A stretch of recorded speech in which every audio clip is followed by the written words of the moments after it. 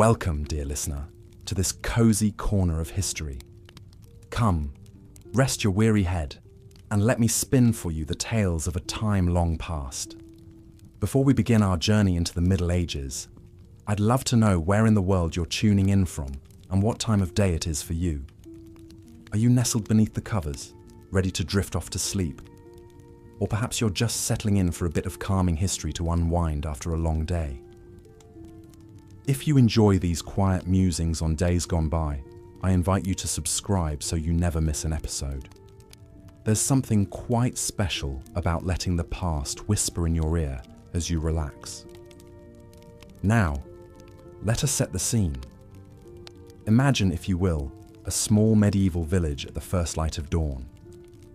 The air is crisp and cool, the sky just beginning to blush with streaks of pink and gold. A rooster crows somewhere in the distance, heralding the start of a new day. Slowly, the village begins to stir. Thatch-roofed huts emit plumes of smoke as peasant families kindle the fires that will warm their meagre meals. The scent of wood smoke mingles with the earthy aroma of livestock, cattle lowing softly in their pens, awaiting the touch of the milkmaid's hands, pigs rooting contentedly in their sties. The sound of a blacksmith's hammer rings out, ting, ting, ting, as he stokes the flames of his forge, preparing for a long day spent shaping iron. These are the sights, sounds, and smells that would greet a medieval peasant each morning, a familiar tapestry woven from hardship and toil.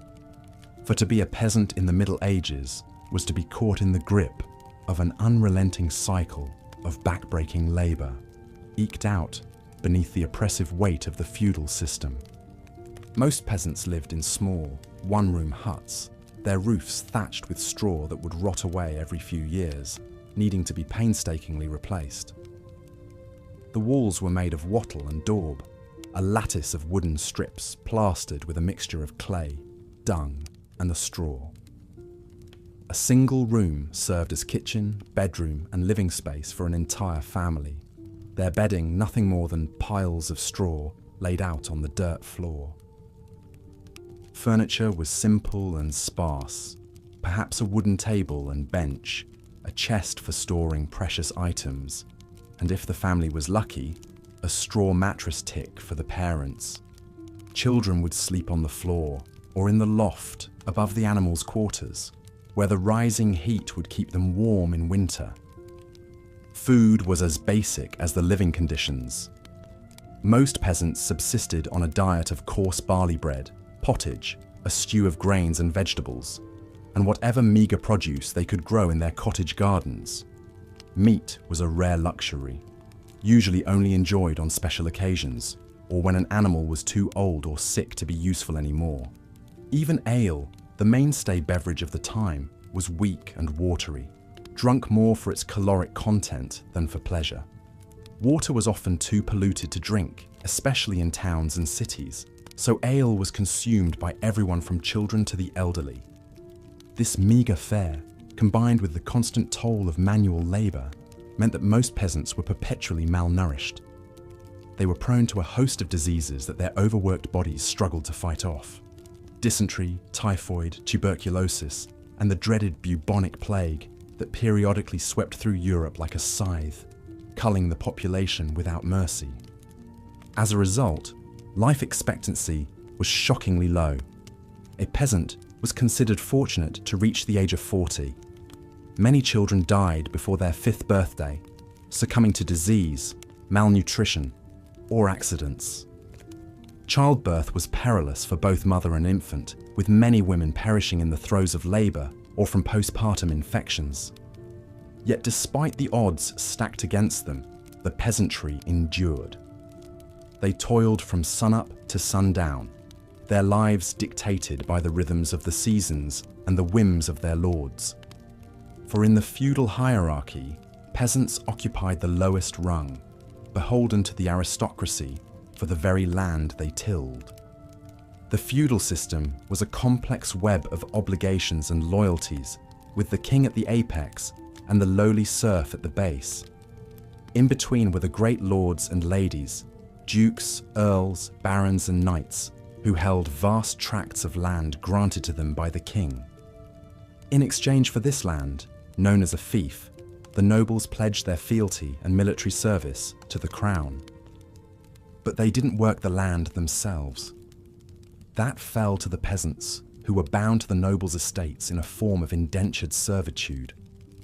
In exchange for the right to farm a small plot for their own sustenance, peasants were obliged to work the lord's fields, tend his livestock, repair his fences and buildings, and pay him a portion of their harvest in rent. It was a life of unceasing labour and little reward. There were two main classes of peasants: freemen and villeins. Freemen, as the name implies, enjoyed slightly more autonomy than their villain counterparts. Though still beholden to their lords, they could own their own tools and animals, and even save up enough money to buy their freedom. Villains, on the other hand, were little more than slaves. They were bound to the land, forbidden to leave the estate without their lord's permission. They could own no property of their own, and were subject to their lord's justice and whims. If a villain died without an heir, all his possessions would revert back to his lord. But whatever their legal status, all peasants shared the same daily grind. They awoke at dawn, often to the crowing of a rooster or the clanging of the church bell. After a hasty morning meal, they would set off to the fields, shepherding their animals ahead of them, cows to the pasture, pigs to the forest to forage for acorns and roots, sheep to the hills. In spring, the ploughman would hitch his team of oxen to the heavy wooden plough, the blade biting deep into the earth as he trudged up and down the long furrows. It was grueling work, the sun beating down on his back, the flies buzzing incessantly around the sweating beasts. At the end of each row, he would pause to wipe his brow, then heave on the plough handles to turn the cumbersome contraption around for another pass. Once the soil was tilled, the sower would walk the field, scattering precious seed from a sack slung around his neck. He had to be careful not to sow too thickly or too thinly. Too much seed would choke out the young plants, while too little would leave gaps for weeds to take hold. And all the while he had to contend with flocks of hungry birds that would swoop down to feast on the newly planted grain. In summer, the peasants would keep a watchful eye on their ripening crops, guarding them against marauding animals and thieves. They would spend long hours weeding, hoeing, and stamping out insect infestations all under the blazing sun. At harvest time, the whole village would mobilize to bring in the precious grain before the rains came. Men, women, and children alike would take up scythes and sickles, working from dawn to dusk to cut and bind the wheat into sheaves. It was a race against time and weather, for a single storm could spell disaster, flattening the ripe grain and rotting it on the stalk. Once the harvest was in, the sheaves had to be threshed to separate the grain from the chaff. This was done with a flail, two wooden sticks joined by a short chain, which the thresher would swing overhead to beat the sheaves, the rhythmic thud, thud, thud echoing across the fields. The grain then had to be winnowed, tossed into the air so the breeze could blow away the lighter chaff, leaving the heavier kernels to fall to the ground. Finally, it would be gathered up and taken to the Lord's mill to be ground into flour, the miller taking his cut of the proceeds. No part of the harvest was wasted. The straw would be used to thatch roofs, stuff mattresses, or feed livestock. Any gleanings left in the field after reaping were free for the poor to gather, a tradition dating back to biblical times. While the men toiled in the fields, the women had their own unending round of chores. They milked the cows, churned butter, made cheese, baked bread, brewed ale, spun wool, wove cloth, sewed clothing, tended the cottage garden, gathered firewood, drew water from the well, and cooked what little food there was. Peasant children, too, had to pull their weight. As soon as they were old enough to walk, they would be put to work, scaring birds from the crops, gathering eggs, picking vegetables, herding geese or sheep. There was no time for schooling or play. childhood was a brief respite before a lifetime of labor. Even the elderly and infirm were expected to contribute what they could, whether it was spinning, weaving, mending, or tending the fire. There was no retirement for a peasant. You worked until you died. Such was the lot of the medieval peasant, a life of unremitting toil and hardship, their fates yoked to the land and their lords. But among these humble folk, there were some whose names have echoed down through the ages. Their stories are testament to the endurance and spirit of the common man. One such figure was William Langland, a 14th century ploughman turned poet. Born into a poor peasant family, Langland spent his youth behind the plough, his hands calloused from gripping the rough wooden handles, his face weathered by sun and wind. But Langland had a restless mind and a burning desire for knowledge. In the brief moments of respite between his labours, he would listen intently to the parish priest's sermons, committing the Bible stories to memory. He learned to read and write, rare accomplishments for a peasant, and began to compose his own verses. Langland's masterpiece was Piers Plowman, a sprawling allegorical poem that chronicled the journey of a humble everyman, the titular Piers, through a landscape of social injustice and religious corruption. Through Piers' eyes, Langland laid bare the inequities of the feudal system, the greed of the nobility, and the hypocrisy of the church. He gave voice to the plight of the peasantry, their backbreaking labour and grinding poverty, their yearning for a better life. In one memorable passage, Piers laments, "I have no penny pullets for to buy, nor neither geese nor pigs, but 2 green cheeses, a few curds and cream, and an oaten cake, and 2 loaves of beans and bran, baked for my youngsters. And yet I say by my soul, I have no salt bacon. Not a smidgen of smoked meat smoulders in my sideboards." Langland's words struck a chord with the common folk, who saw in Piers a champion of their cause. Piers Plowman became a sensation, circulating widely in manuscript form long before the invention of the printing press.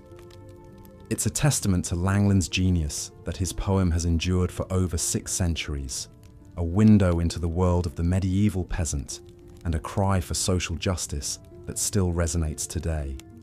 For Langland, writing was a way to transcend the narrow confines of his peasant life, to give voice to the voiceless and to dream of a better world. In the figure of Piers, he created an enduring symbol of the common man's struggle, a simple ploughman who, through faith and fortitude, could lead his people to a more just and equitable society. Langland's own life remains shrouded in mystery. We know little of his final years or his ultimate fate. But his legacy lives on in the pages of Piers Plowman, a reminder that even in the darkest and most oppressive of times, the human spirit can still soar free on the wings of imagination and hope. As we leave William Langland and his ploughman hero behind, we turn our attention to another group of peasants whose lives were inextricably bound to the land and the creatures that roamed upon it, the shepherds and goat herds. In many ways, the shepherd's life was even more solitary and arduous than that of the ploughman or reaper. While field workers at least had the companionship of their fellow labourers, the shepherd spent long days and nights alone with his flock, wandering the hillsides and valleys in search of pasture. It was a job that required great skill and knowledge. A good shepherd had to be attuned to the needs and habits of his animals, able to read the subtle signs of weather and predators. He had to know which plants were safe for his sheep to graze on and which were poisonous, how to nurse a sick lamb back to health, how to deliver a breech birth ewe. He also had to be prepared to defend his flock against a host of dangers, wolves and wild dogs, thieves and rustlers, even the occasional bear or mountain lion. Armed with little more than a staff and a sling, the shepherd had to be ready to lay down his life for his sheep. It was a lonely existence, with only the bleating of the flock and the occasional bark of the herding dog for company. Shepherds would often go weeks or even months without seeing another human face. their only shelter a crude lean-to or a cave in the hillside. In the heat of summer, they would lead their flocks to high mountain pastures, following the retreating snow line. There, in the thin, crisp air, the sheep would graze on the lush alpine grasses, putting on fat for the long winter ahead. As autumn approached, the shepherds would begin the long drive back down to the lowlands, the sheep's wool heavy with the summer's growth. It was a treacherous journey, the narrow mountain paths slick with ice and snow, the threat of avalanches and rockfalls ever present. Once back in the valley, the sheep would be penned in stone-walled enclosures, the wool shorn and spun into yarn for clothing and blankets. The shepherd's work was never done. Even in the depths of winter, he had to keep a watchful eye on his flock, ensuring they were fed and sheltered from the bitter cold. It was a hard life, but one that had its rewards. There was a deep satisfaction in knowing that your skill and dedication kept your animals safe and thriving, that the wool on people's backs and the meat on their tables was the fruit of your labours. And in the quiet moments, when the sun was setting over the hills and the sheep were settled for the night, the shepherd could find solace in the beauty of the landscape around him, the play of light on the grass, the song of a lark overhead, the distant tinkle of a mountain stream. For some, this close communion with nature could be a source of great spiritual comfort. Many shepherds were deeply devout, seeing in their humble work an echo of the divine. After all, was not Christ himself often depicted as a shepherd, tending to his flock of faithful with loving care? This spiritual dimension of the shepherd's life is beautifully captured in the English medieval carol, The Shepherd's Song, which imagines a group of shepherds on the night of Christ's birth. The shepherd upon a hill he sat. He had on him his tabard and his hat, his tar box, his pipe, and his flaget. His name was called Jolly Wat, for he was a good herds boy. The carol goes on to describe how the shepherds are visited by an angel who tells them of the Saviour's birth, and how they hasten to Bethlehem to pay homage to the newborn king. The shepherds ran to Bethlehem to see that blessed sun's beam, and there they found that glorious lean, Mary and Joseph in their reign, and Jesus Christ, God's Son. For the medieval peasant, the story of the Nativity would have had a special resonance. The idea that God himself had chosen to be born not in a palace, but in a lowly stable, surrounded by the humble beasts of the field. It was a reminder that even the most lowly and marginalized of people had worth in the eyes of the divine, that there was a spiritual dimension to even the most menial of tasks. Of course, not all shepherds were saintly figures. Like any group of people, they had their share of rogues and scoundrels, those who would steal from their neighbours' flocks or neglect their own animals in favour of drink and dice. But by and large, the shepherd was a respected figure in medieval society, his knowledge and skill highly valued by the community. In an age where wool was one of the most important commodities, a good shepherd could command a decent wage and enjoy a measure of social status. So the next time you don a woolen sweater or curl up under a warm blanket, spare a thought for the medieval shepherd, the solitary figure on the hillside, his watchful eyes and steady hand guiding his flock through the changing seasons. His simple faith, a beacon in a world of toil and uncertainty. As we leave the pastures and hillsides behind, we descend into the dark, dank world of the medieval city, a place of narrow, winding streets, overhanging timber. As the first rays of sunlight pierced the thatched roofs of the village, the peasants stirred from their slumber. The roosters crowed, heralding the start of another long, laborious day. Men, women, and children rose from their straw-filled mattresses, their breath visible in the chill morning air. They broke their fast on a meagre meal of coarse bread and weak ale, fuel for the toil that lay ahead. Life for a medieval peasant was a harsh and unrelenting struggle. They dwelled in small, cramped huts, their earthen floors strewn with rushes to keep out the damp and cold. A hearth fire filled the single room with smoke, and a rough-hewn table and stools served as the only furnishings. Windows were mere slits in the walls, shuttered against the elements. Privacy was unknown. Entire families shared the same living space, sleeping side by side on pallets. Peasants were bound to the land, subservient to the lords and nobles who owned the vast estates. The feudal system that dominated medieval society left little room for autonomy or advancement. A peasant's lot was fixed from birth, tilling the same soil as their ancestors, marrying within their class, and passing on their meagre possessions to their children. They were born into servitude and would likely die in servitude, their brief lives marked by unremitting hardship. The rhythm of a peasant's day was dictated by the rising and setting of the sun. They woke at first light, often to the sound of church bells tolling matins. After a sparse breakfast, they set about their appointed tasks. Men headed to the fields to tend to crops and livestock. Women fed the children, collected eggs, milked cows, and drew water from the village well. They baked bread, brewed ale, and tended vegetable gardens. Even the youngest children had chores, scaring birds from the seedbeds, gathering firewood, or helping with the washing. Meals were simple affairs, eaten in haste so as not to waste precious daylight. At midday, peasants would break for a meal of cheese, onions, and bread, washed down with watered wine or ale. Meat was a rare luxury, eaten only on special occasions or when an animal fell ill and had to be slaughtered. The evening meal was a thin pottage of vegetables and grains, sometimes enriched with a scrap of salted pork or fish on feast days. As the sun began to sink below the horizon, peasants returned to their huts, bone-weary and hungry. They ate their paltry supper and fell into an exhausted sleep, only to rise and begin the whole back-breaking cycle again a few hours later. It was a life of grinding poverty and relentless drudgery, with little respite or hope of change. Perhaps the most arduous and vital work of the peasantry took place in the fields. The ploughman's job was to till the heavy, clay-rich soil from dawn to dusk, walking behind a lumbering ox or horse-drawn plough. It was slow, exhausting labour, requiring great strength and endurance. The plough itself was a primitive implement, little more than a sharpened stick that scratched the surface of the earth.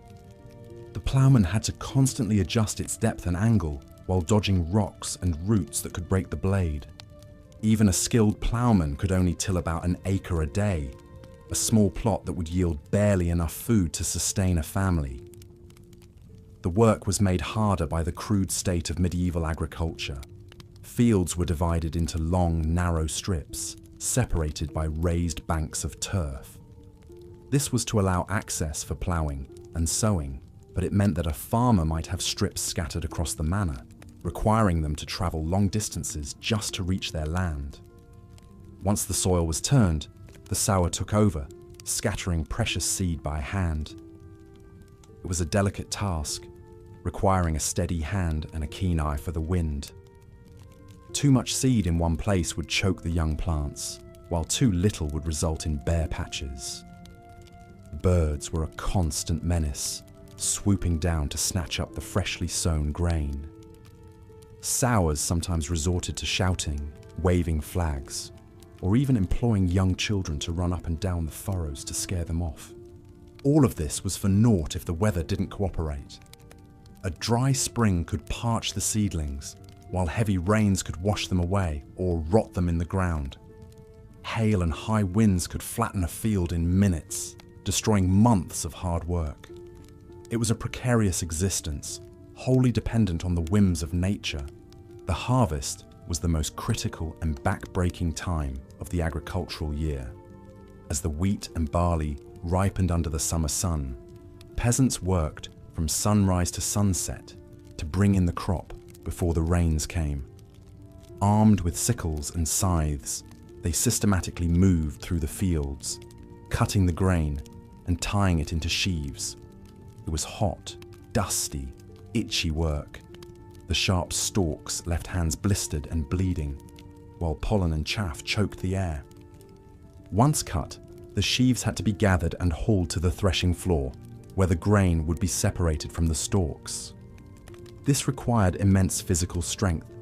A single sheaf could weigh up to 30 pounds. Men, women, and older children all pitched in, loading the sheaves onto carts or carrying them on their backs. It was a race against time, for a rainstorm could ruin the cut grain, causing it to sprout or spoil. One figure who captured the hardships and dignity of the medieval ploughman was William Langland. Born around 1332 in the West Midlands of England, Langland came from a family of small freeholders, or yeomen. As a young man, he likely worked the land himself, following the plough across the rolling hills and fertile valleys of his native Malvern. But Langland was also a man of letters, educated at a monastery school and possibly even at Oxford. In the 1360s, he began work on his masterpiece, Piers Plowman, an allegorical dream vision that blends social satire with spiritual seeking. The poem's central figure is the virtuous ploughman Piers, who embodies the ideal of honest labour and Christian humility.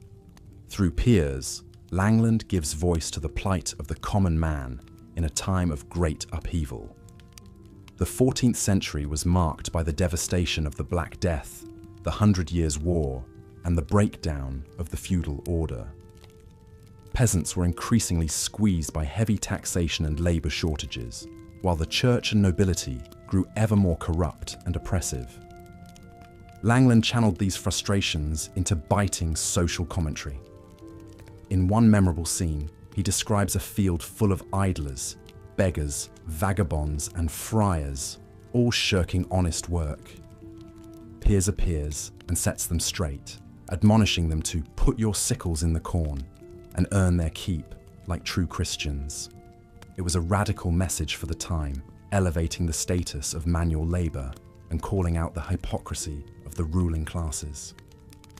Yet, Piers Plowman is also a deeply spiritual work, reflecting Langland's own quest for meaning and salvation. Piers himself is a Christ-like figure, leading the dreamer on a pilgrimage towards divine truth. The poem grapples with weighty theological questions, the nature of sin and redemption, the role of grace and good works, the path to eternal life. For Langland, the answer lay in the simple dignity of the ploughman's life. By toiling humbly in the fields, in service to God and community, one could find a measure of grace amid the hardships of the world. It was a message that resonated with the common folk, and Piers Plowman became one of the most widely read works of the Middle Ages. Langland himself remained something of a mystery, even to his contemporaries. He seems to have spent much of his life as a poor cleric in London, eking out a living by saying prayers for wealthy patrons. He may have fallen on hard times. In one haunting passage, he describes himself as clothed in rough cloth, my covering a hard bed.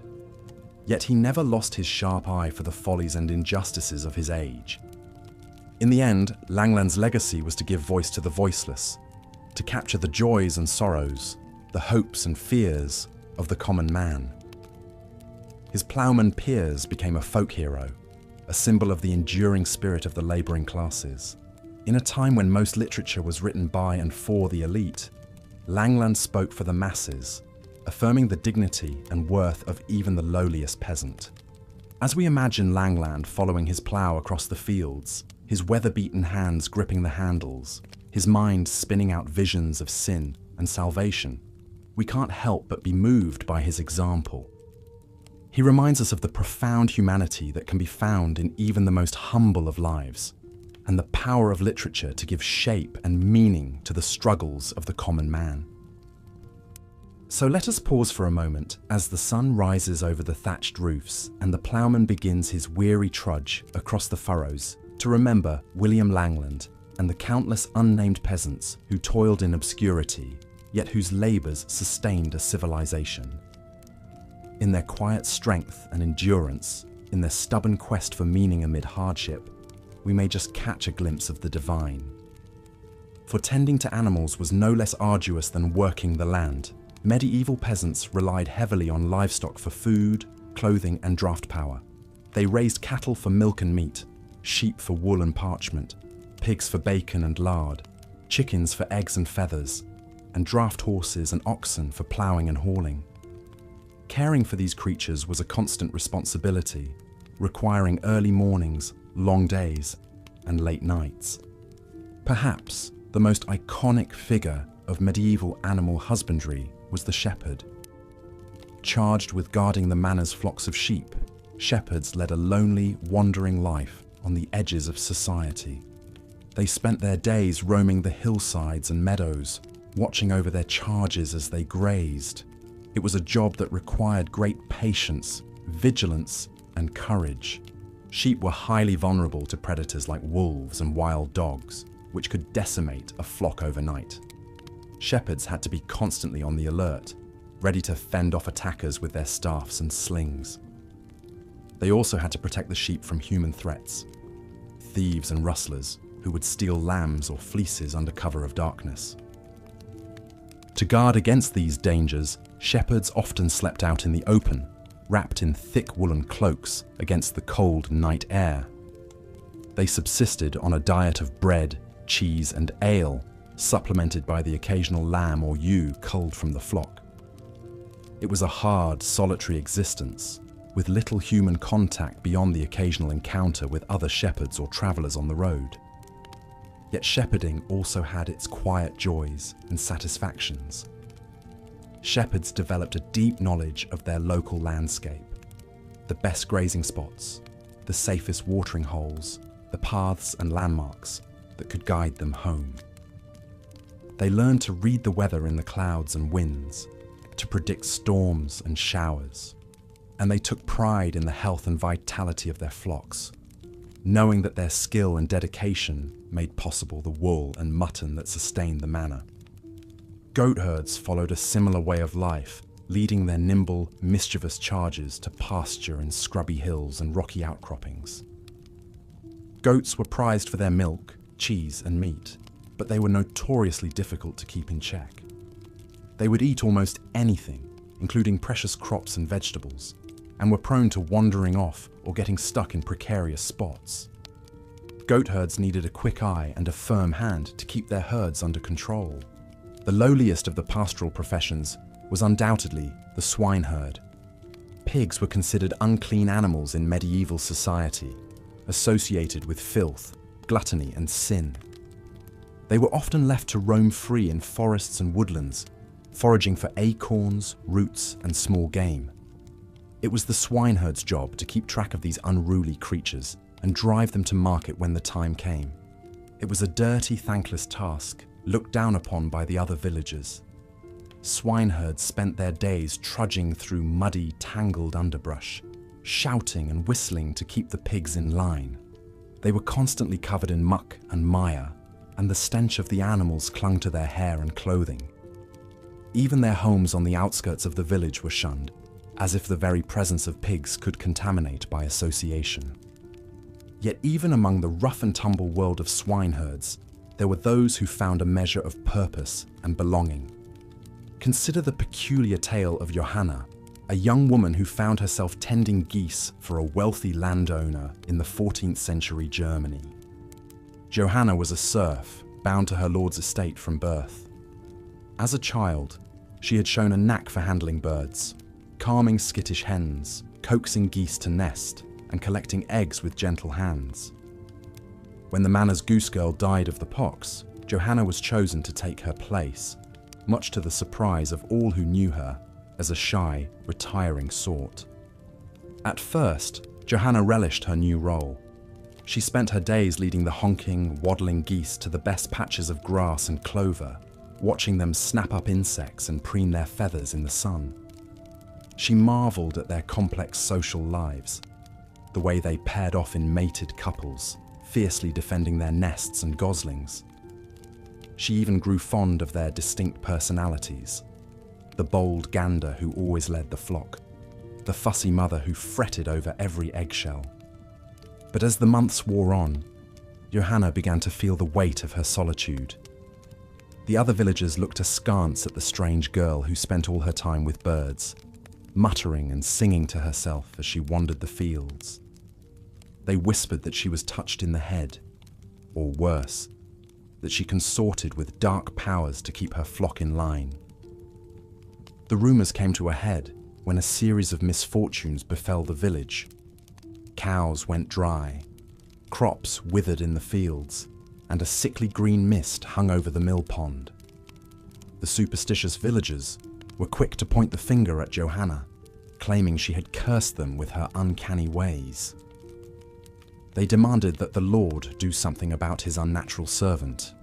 Johanna's fate hung in the balance, her life and livelihood threatened by the very creatures she had come to love. In the end, it was the geese themselves who saved her, or so the story goes. When the Lord's men came to drag Johanna away, the geese surrounded her in a honking, flapping circle, refusing to let anyone near. The Lord, impressed by their loyalty, declared that no one who inspired such devotion could be a witch, and let Johanna go free. From that day on, Johanna was left in peace to tend her feathered charges. She lived out her days on the fringes of the village, finding solace in the simple rhythms of the seasons and the company of her birds. And though she remained an outsider to the end, whispers of her strange gifts and uncanny bond with nature would echo through the generations, a reminder of the magic that could be found in even the humblest of lives. As the sun climbs higher in the sky, we leave Johanna amid her contented flock, their soft honks and rustles fading into the distance. Her story is a testament to the quiet strength and resilience of the medieval peasantry, the way they carved out pockets of meaning and beauty in a world that often seemed cold and unyielding. In tending to their animals, they found not just sustenance, but a sense of purpose and connection that sustained them through even the darkest of times. Let us turn now to the Lord's own estate, where a different sort of drudgery awaited the lowliest of serfs. For while the fields and pastures might offer a certain wild freedom, the confines of the manor house and its outbuildings were a hive of ceaseless toil, governed by the whims and demands of the master and his family. Perhaps no job was more loathed and reviled than that of the gong farmer. In a time before modern sanitation, the disposal of human waste was a critical and unpleasant necessity. Cesspits and latrines had to be regularly emptied to prevent disease and stench from overtaking the household. It fell to the gong farmers to wade into these fetid pits and haul out the muck and filth with buckets and shovels. It was a grueling and nauseating task, one that even the most hardened labourers sought to avoid. The stink of human waste was overpowering, clinging to hair and skin long after the work was done. The gong farmers were constantly exposed to noxious fumes and disease-ridden sludge, making them prone to illness and infection. They were shunned by the rest of the household staff, forced to eat and sleep separately to avoid spreading the contagion. Yet even in this degrading work, there were flashes of humanity and camaraderie. Gong farmers often worked in pairs or teams, relying on each other for support and safety as they descended into the murky depths. They developed their own crude humour and rituals to cope with the vileness of their task, swapping bawdy jokes and quips as they shove.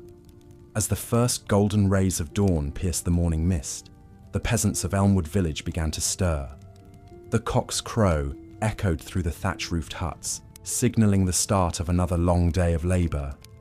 Men, women and children rose from their straw pallets, joints stiff from the damp chill that seeped through the walls. They broke their fast on a meagre meal of pottage, a thin gruel of boiled grains and vegetables, before setting out to toil in the fields and pastures. Life was hard for these peasants, beholden to the land and the feudal lords who ruled over them. From sunup to sundown, they worked the soil, tended to livestock, and performed countless other back-breaking tasks, all for the privilege of eking out a bare subsistence living. Most could expect to live only 30 or 40 years, their bodies worn down by malnutrition, disease, and unrelenting toil. As the villagers dispersed to their labours, let us follow in the footsteps of the ploughman as he made his way to the fields. With a crude iron plough hitched to a pair of oxen, he faced the daunting task of tilling acres of rich but heavy soil. The plough was a simple but crucial tool, little changed since Roman times. Little more than a wooden frame with an iron coulter to cut the sod and a mouldboard to turn it over, it nonetheless transformed European agriculture in the Middle Ages. The ploughman's work was grueling and repetitive. He had to keep the plough straight and level, no easy feat when contending with rocks, roots and clumps of grass. Guiding the oxen required constant vigilance and occasional goading with a goad or whip. At the end of each long furrow, he had to heave on the plough handles to turn the team around and begin the next pass. Hour after hour, he trudged across the field, leaving a neat pattern of dark, upturned earth in his wake. One man who captured the hardships and quiet dignity of the medieval ploughman was William Langland. Born around 1330 in the West Midlands of England, Langland spent much of his life as a humble tonsured cleric, eking out a living however he could. But he is best remembered as the author of Piers Plowman, a visionary work of alliterative verse that offers a searing portrait of feudal society. In the poem, Langland introduces a humble ploughman named Piers who embodies the virtues of hard work, honesty, and Christian charity. Through Piers, Langland voices the struggles and aspirations of the common folk, toiling under the yoke of poverty and oppression. He laments the corruption of the church and the greed of the nobility, calling for a return to a simpler, more righteous way of life. Though little is known of Langland's own life, it's tempting to see echoes of his experiences in the vivid descriptions of rural labour in Piers Plowman. In one memorable passage he writes, "In a summer season when soft was the sun, I clothed myself in a cloak as I shepherd were, habit like a hermit unholy of works, went wide in this world wonders to hear." Langland may have spent time as a shepherd or ploughman in his youth, giving him first-hand knowledge of the back-breaking toil that was the peasant's lot. His empathy for their plight shines through in the character of Piers, who becomes a Christ-like figure, leading the people toward redemption. As the ploughman in Elmwood village finished the last furrow and unhitched his weary oxen, perhaps he took some small comfort in knowing that a poet like Langland had given voice to his struggles. But there was little time to reflect as the sun climbed higher in the sky. The sower was already scattering precious seed on the freshly turned earth, racing against time and weather to ensure a good crop come harvest time. The sower's task was one that required both skill and stamina. Carrying a heavy sack of seeds slung over one shoulder, he would march up and down the field, casting the grain in a wide arc with each step. The key was to maintain a steady rhythm and an even spread, ensuring that each square foot of soil received the optimal number of seeds. Too few and the harvest would be lean, too many and the crowded seedlings would choke each other out. But the sower's greatest enemy was the weather. A sudden downpour could wash away the carefully scattered seed, while a dry spell could parch the soil and prevent germination. And then there were the birds. Flocks of crows, pigeons and starlings that would descend on the freshly sown field, gorging themselves on the tasty morsels. To guard against such threats, the sower might resort to various tricks and charms. Some would mix the seed with bitter herbs or crushed pepper to deter birds, while others would recite rhyming incantations as they worked, invoking God and the saints to protect their precious crop. One popular medieval prayer went, "Holy Mary, Mother mild, bless the seed I sow this day. Let each grain spring forth and grow 100-fold to feed us all." Whether such charms had any real effect is doubtful, but they offered a measure of psychological comfort to the sower as he toiled beneath the hot sun. And when the last seed was cast and the empty sack folded away, he could only trust in providence and the benevolence of nature to bring forth a bountiful crop. As the sower finished his work and headed for a brief, hard-earned rest, the reaper was already sharpening his scythe in preparation for the harvest to come. Of all the tasks in the agricultural cycle, reaping the grain was perhaps the most physically demanding and time-sensitive. For a few crucial weeks in late summer, the entire community would mobilize to bring in the ripened wheat, barley, and rye before the autumn rains could ruin it. The reaper's tool was the scythe, a long curved blade attached to a wooden handle. Swinging it in a wide arc, he would cut a swath through the standing grain, letting it fall in a neat row behind him. Following close behind, a team of men and women would gather up the stalks and tie them into sheaves to be hauled away to the threshing floor. It was back-breaking work, requiring a strong arm and a steady hand. The reaper had to maintain a relentless pace, cutting as much grain as possible in the long daylight hours, stopping only for brief breaks to sharpen the blade or quench his thirst from a leather flask. He would toil from dawn to dusk, his shirt soaked with sweat and his muscles screaming with fatigue. Yet there was also a sense of camaraderie and shared purpose among the harvesters. The whole village would come together to bring in the crop, with even the youngest and oldest pitching in where they could. Songs and stories would help pass the time and lift flagging spirits, and there was always the promise of a harvest feast to look forward to when the last sheaf was gathered in. As the harvesters laboured in the golden fields, spare a thought for the humble shepherd, whose job was a lonely and often dangerous one. Charged with guarding the village's precious flocks of sheep and goats, the shepherd spent long days and nights out on the hillsides and pastures, exposed to the elements and the threat of predators. The shepherd's most important tool was his crook, a long staff with a hooked end used to catch and control wayward sheep. He would also carry a sling or a horn to fend off wolves or other beasts that might threaten the flock. But his greatest asset was his faithful dog, a constant companion and invaluable helper in managing the herd. The life of a shepherd was a solitary one, with long hours spent watching over the grazing animals. He had to be constantly alert for signs of trouble, a sickly ewe, a lost lamb, or a lurking predator. At night, he would pen the flock in a makeshift fold and take turns with his dog to keep watch, huddled beneath a rough woolen cloak for warmth. Despite the hardships, many shepherds took pride in their work and developed a deep bond with their charges. They would know each animal by sight and often give them affectionate names.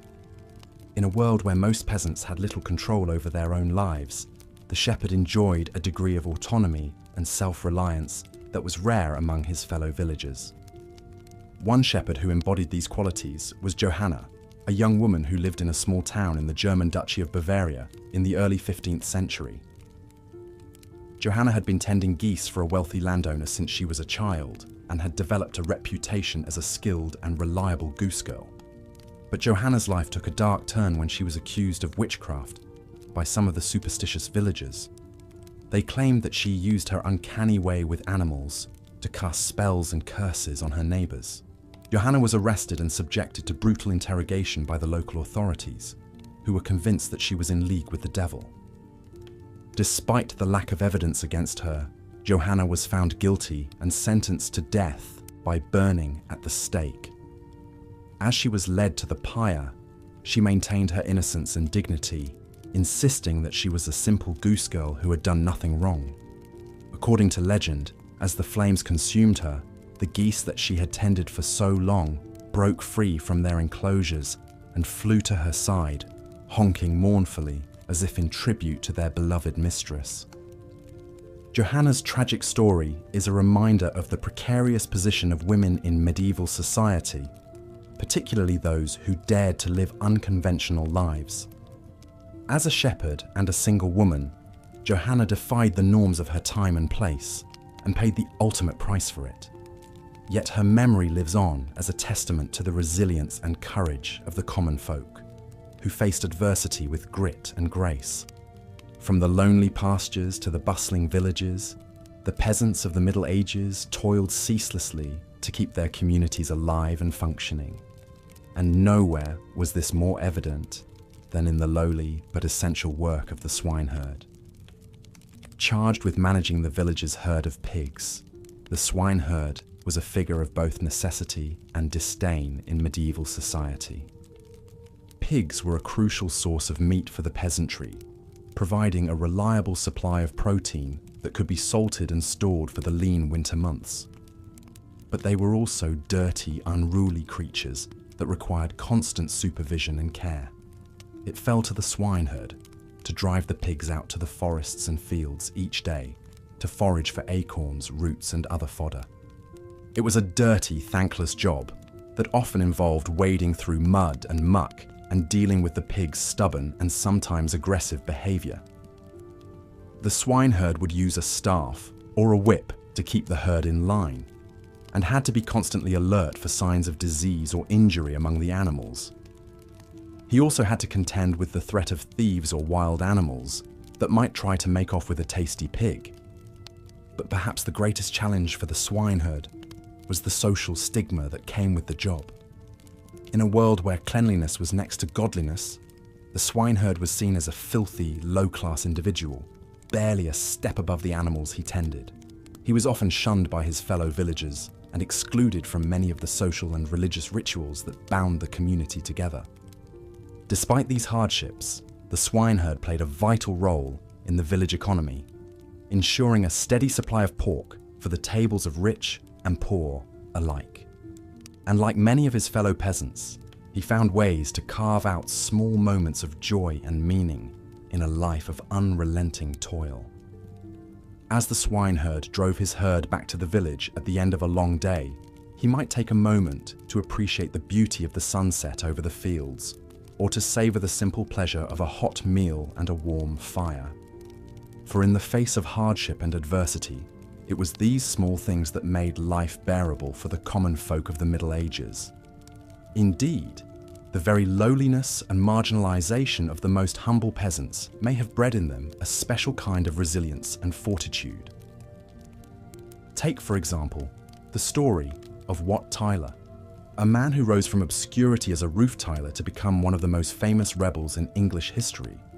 Born in the mid-14th century in Kent, Tyler spent his early life toiling on church estates to earn a meagre living. Roofing was a skilled trade, but one that required long hours of dangerous work atop high buildings in all kinds of weather. Tyler may have been illiterate, but he was intelligent and charismatic, with a keen sense of the injustices faced by his fellow peasants. In 1381, those injustices boiled over into open rebellion, as thousands of peasants rose up against the oppressive poll taxes imposed by the young King Richard II and his unpopular ministers. Tyler emerged as one of the leaders of the revolt, commanding a large force of rebels who marched on London, burning and looting as they went. The rebels' demands were simple but far-reaching: an end to serfdom, the right to rent land at reasonable rates, and the removal of corrupt officials from power. For a brief moment, it seemed as if they might succeed, as the king himself was forced to meet with Tyler and the other leaders at Mile End. But the moment was short-lived. During a heated confrontation at Smithfield, Tyler was suddenly attacked and stabbed by the Mayor of London, William Walworth. As he lay dying, the king's men moved in to crush the rebellion, scattering the peasant army and hunting down its leaders. Tyler's death marked the end of the peasants' revolt, but his legacy lived on as a symbol of resistance against tyranny and oppression. In the centuries that followed, his name would be invoked by countless other rebels and reformers, from the Lollards to the Chartists. For the peasants of the Middle Ages, the story of Wat Tyler was a reminder that even the lowliest among them had the power to challenge the status quo and fight for a better life. It was a message that would resonate down through the generations, as the common folk continued to struggle against the yoke of feudalism and oppression. Of course, not all peasants were cut out for rebellion and revolt. For many, the daily grind of work and survival left little room for dreams of a better world, and few jobs were more grinding than that of the gong farmer, the unfortunate soul charged with cleaning out the village's cesspits and latrines. In a world without modern sanitation, human waste was a constant and noxious presence in medieval villages. It was the gong farmer's job to remove this waste and dispose of it safely. a task that required a strong stomach and a sturdy constitution. Armed with a long-handled scoop and a bucket, the gong farmer would descend into the dark, foul-smelling depths of the cesspit, wading through the muck to remove the accumulated waste. It was a job that exposed him to all manner of disease and infection, from dysentery to typhoid fever. But the gong farmer's work was essential to the health and well-being of the village. Without proper waste disposal, the streets and alleys would quickly become clogged with filth and vermin, breeding grounds for disease and pestilence. Despite the vital importance of their work, gong farmers were among the most despised and marginalized members of medieval society. They were often forced to live on the outskirts of the village, shunned by their neighbors and barred from many of the social and religious activities that bound the community together. Yet even in this lowly and unpleasant job, there were moments of humanity and compassion. One story tells of a gong farmer named John, who was called to clean out a cesspit at a local monastery. As he worked, he discovered a small malnourished child who had fallen into the pit and was near death. Without hesitation, John climbed down into the filth and rescued the child, cleaning him off and wrapping him in his own cloak. He then took the boy to the monastery infirmary, where he was nursed back to health by the monks. When the abbot of the monastery heard of John's selfless act, he was moved to reward him with a small plot of land and a new set of clothes. It was a rare moment of recognition for a man who toiled in obscurity and squalor, a reminder that even the lowliest among us have the capacity for kindness and compassion. As the gong farmer hauled his reeking buckets through the village streets, he may have taken some small comfort in the knowledge that his work, however unpleasant, was essential to the well-being of his community. And perhaps, like John, he held out hope that one day his efforts would be recognized and rewarded, if only in some small way. Hope was a precious commodity for the peasants of the Middle Ages, a flicker of light in a world of darkness and toil. And nowhere was that hope more sorely needed than among the poor souls who were tasked with excavating the village's ditches and trenches. Ditch digging was one of the most physically demanding and poorly compensated jobs in medieval society. It required long hours of backbreaking labour in all kinds of weather, with little more than a spade and a wheelbarrow to aid in the work. The ditch digger's task was to excavate the deep, narrow trenches that served as the village's primary means of drainage and defence. These ditches were essential for channeling away rainwater and sewage.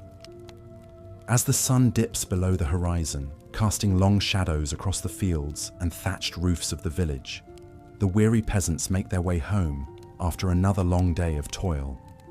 Their aching muscles and calloused hands are a testament to the ceaseless labour that fills their waking hours. For most, there is little hope of ever escaping the crushing poverty and servitude that defines their lives. But even amidst the hardship, there are occasional reprieves that bring a glimmer of joy and respite to the downtrodden. The church feast days, though far too infrequent, offer a chance to set aside their tools and celebrate the saints with humble feasts and merrymaking.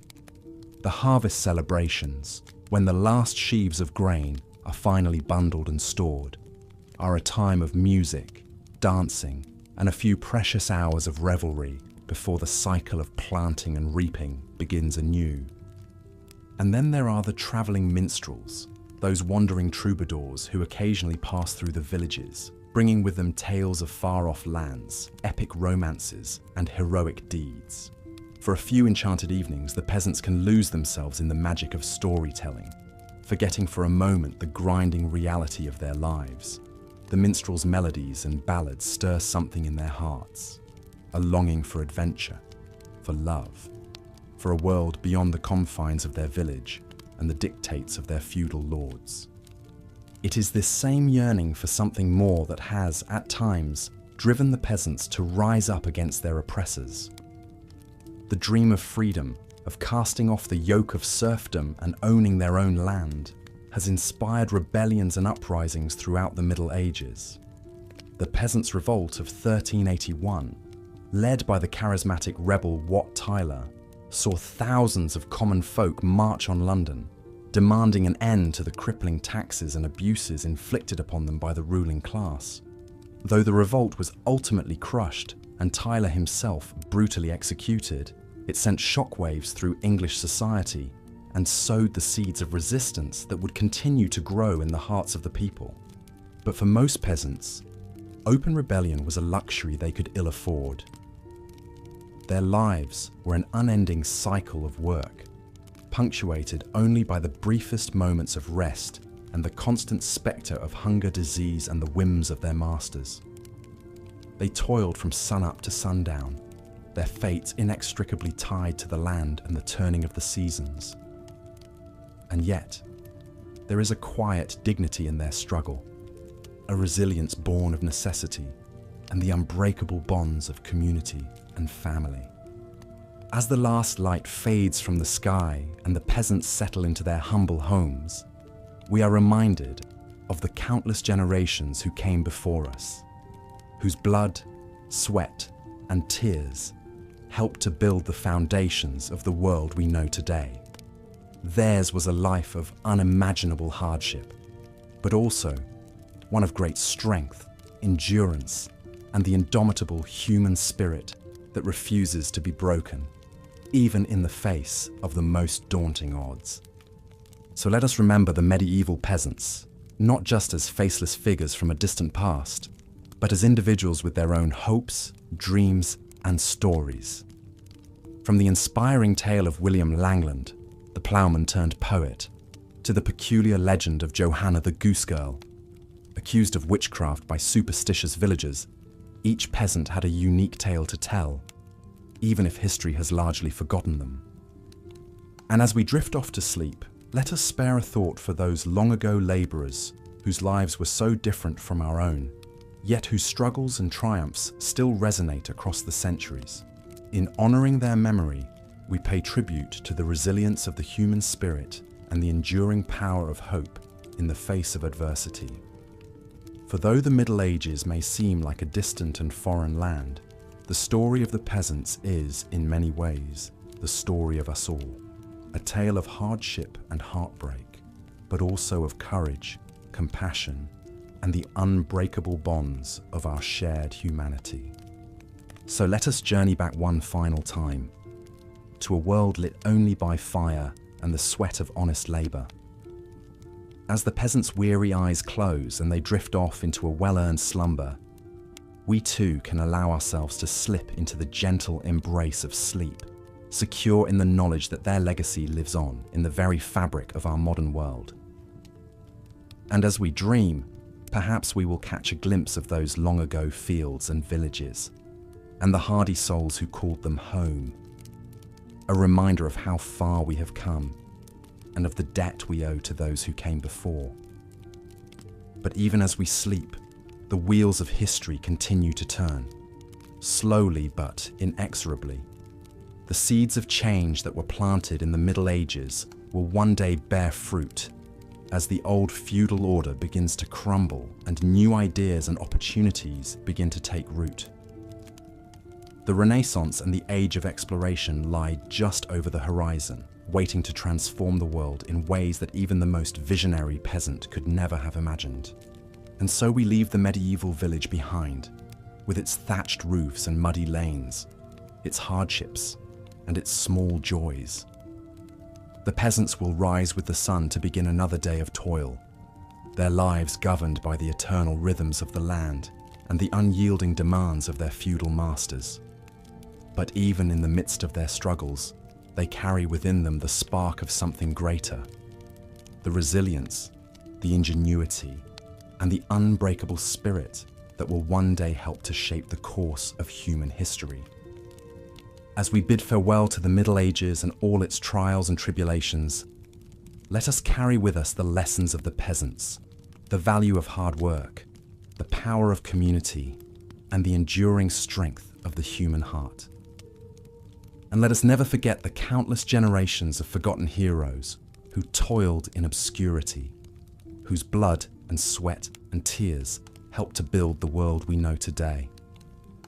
In the end, The story of the medieval peasants is a testament to the indomitable nature of the human spirit, a reminder that even in the darkest of times, hope and resilience can still flourish. And as we drift off into the gentle embrace of sleep, let us hold fast to that hope and to the knowledge that though the road ahead may be long and fraught with challenges, we carry within us the same strength and determination that sustained our ancestors through the ages. So let us sleep now and dream of a world transformed, where the backbreaking labour of the peasants has given way to new opportunities and new horizons. And let us awake with renewed purpose, ready to take up the torch that they have passed down to us, and to build a future that honours their sacrifice and their unwavering spirit. For in the end, the story of the peasants is the story of us all, a reminder of how far we have come and of the endless possibilities that lie ahead, waiting to be seized by those with the courage and the vision to reach for them.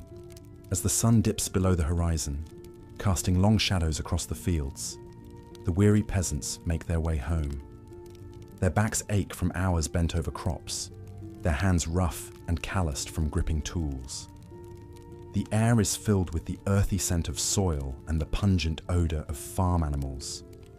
Despite the hardships of the day, there is a sense of satisfaction in a job well done, in the knowledge that their labour has wrung sustenance from the land. But for many, this contentment is fleeting. As they trudge down well-worn paths to their humble abodes, the reality of their lot in life weighs heavily upon them. They are bound to this land, to the whims of their lord, with little hope of ever breaking free from the cycle of poverty and servitude. Their days are an endless round of toil, their nights a brief respite before it all begins anew.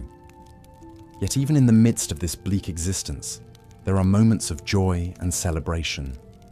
The church feast days provide a welcome break from the drudgery, a chance to come together with family and friends, to share in the bounty of the harvest.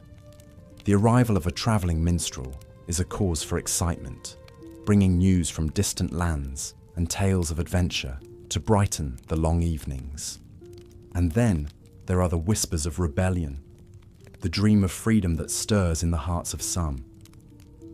They have heard the stories of peasant uprisings in other parts of the land, of brave men and women who dared to stand up against their oppressors. Some even dare to hope that they too might one day cast off the yoke of servitude and claim a better life for themselves and their children. One such dreamer was Wat Tyler, a humble roof tiler from Kent. Born into poverty, Wat learned his trade at a young age and quickly gained a reputation for his skill and industry. But he was also known for his quick wit and his disdain for authority, traits that would serve him well in the years to come. As he travelled from village to village, plying his trade, Wat saw firsthand the suffering of his fellow peasants. He listened to their complaints of high taxes and corrupt officials, of the way they were treated like chattel by their lords. And he began to dream of a different world, one in which the common folk had a say in their own destiny. When the Peasants' Revolt erupted in 1381, Wat was quick to join the cause. He rallied his fellow tradesmen and labourers, urging them to take up arms against their oppressors. And as the rebellion gained momentum, Wat emerged as one of its leaders, a charismatic figure who inspired hope in the hearts of the downtrodden. For a brief, shining moment, it seemed as though the peasants might actually succeed in their quest for freedom. They marched on London, tens of thousands strong, and presented their demands to the young King Richard II. But the king's promises of reform proved hollow, and the rebellion was eventually crushed by the nobility. Wat Tyler paid the ultimate price for his part in the uprising. He was brutally executed, his head mounted on a pike as a warning to others who might dare to challenge the status quo. But his legacy lived on, a testament to the indomitable spirit of the common man.